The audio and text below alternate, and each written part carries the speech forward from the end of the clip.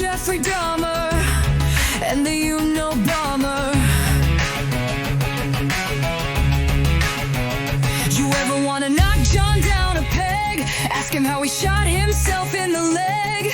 I'd never let my ego get so large after that negligent discharge. We all knew how you got boss duty. You let that fruity suit near your booty, and right after you offered up your rear, the only talent you had was to disappear. If a call's from furniture or garden, you'll just have to beg his pardon. He's on his way up the stairs, spending all day in housewares, 'cause the only thing he cares about is having affairs.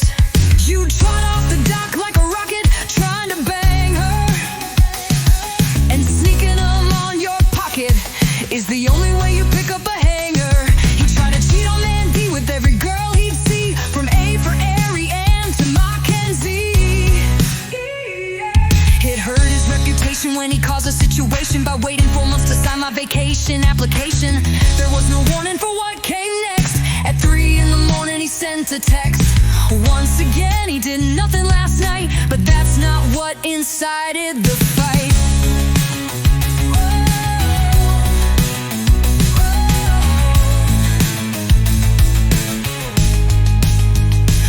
Right at the end of the week, when there was still no schedule in sight, with pure delight he'd tell us to sit tight. It wasn't only Harry that would say, but it's Saturday.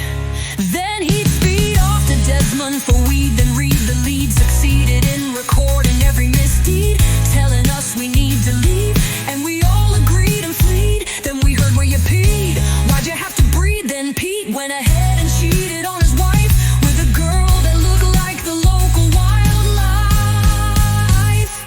Throw on a saddle before you straddle that cattle. You prattle and self-tattle that you made the ceiling rattle. You were the only one snitching about your time above the kitchen. She wasn't even